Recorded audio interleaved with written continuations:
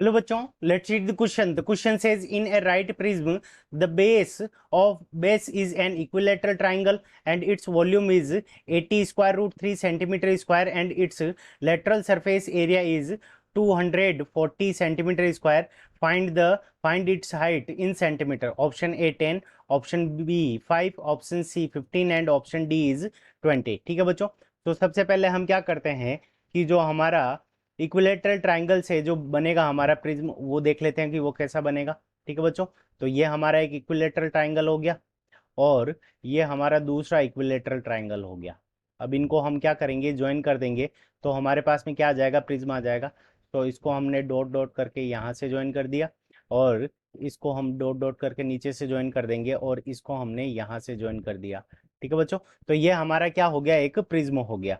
अब इस प्रिज्म का हमें एरिया और गिवन है, हमें क्या निकालनी है, इसकी हाइट निकालनी है। ठीक है बच्चों, तो इस क्वेश्चन को करने के लिए हम क्या करेंगे, की कंसेप्ट अप्लाई करेंगे।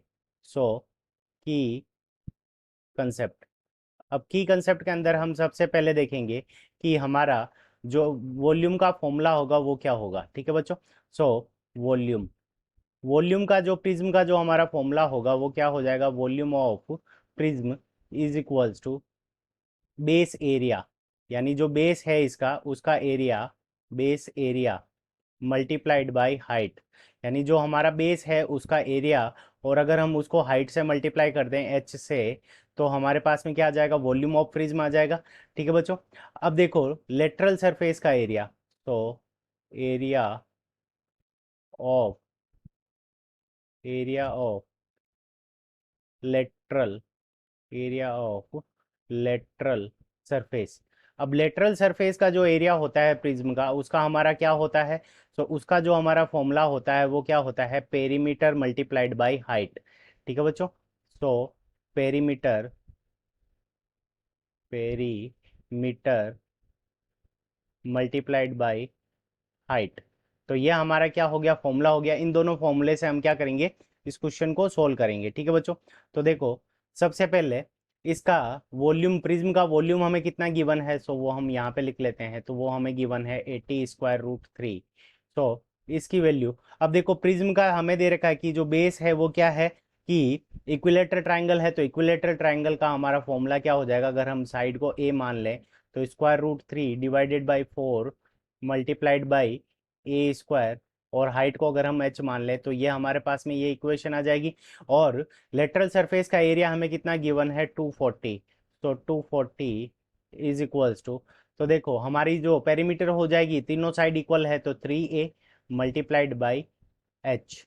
ठीक है बच्चों, अब यहाँ से देखो स्क्वायर रूट 3 से स्क्वायर रूट 3 कैंसिल हो जाएगा, इस 3 से अगर हम इसको कैंसिल करेंगे तो यहाँ से हमारे पास में क्या आ जाएगा, 80 आ जाएगा। ठीक है बच्चों, तो यहाँ पे हमारा आया 80 is equals to a square multiplied by h. ठीक है बच्चों, अब क्या करेंगे, इसको हम मान लेंगे इक्वेशन नंबर फर्स्ट और इसको मान लेंगे हम इक्वेशन नंबर सेकंड।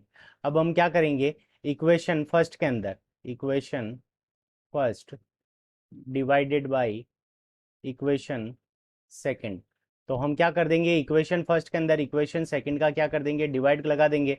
सो हमारे पास में 80 से 80 कैंसिल हो जाएगा तो यहाँ पे आ जाएगा 1 is equals to, so 1 is equals to a square multiplied by h, और यहाँ पे ये डिवाइड के अंदर 4 है तो ये 4 हमारा क्या चला जाएगा, नीचे चला जाएगा। 4a मल्टीप्लाइड बाई एच, तो यहाँ से हमारा ए से ए स्क्वायर की पावर कैंसिल हो जाएगी, एच से एच कैंसिल हो जाएगा। सो यहाँ पे ये हमारा 4 इधर चला जाएगा तो हमारे पास में ए की वैल्यू कितनी आ जाएगी, 4 सेंटीमीटर। ठीक है बच्चों, तो ए की वैल्यू हमारे पास में 4 सेंटीमीटर आ गई।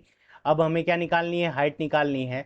तो ए की वैल्यू अगर हम यहाँ पे रखें तो हमारे पास में कितना हो जाएगा, तो इक्वेशन नंबर सेकंड के अंदर अगर हम ए की वैल्यू रखें तो a t is equals to a multiplied by h. ठीक है बच्चों, और a की वैल्यू हमारे पास में कितनी है, 4 है। So 4 multiplied by h is equals to, ये हमारे पास में कितना होगा, 80 हो जाएगा। सो यहाँ से हमारे पास में जो h की वैल्यू आ जाएगी, h is equals to 20 centimetre. ठीक है बच्चों, तो h की वैल्यू हमारे पास में कितनी आ जाएगी, 20 सेंटीमीटर। अब देखेंगे कि 20 सेंटीमीटर हमें कौन से ऑप्शन डी में गिवन है। So option D is the correct answer of this question. I hope you understood it well. Best of luck, thank you.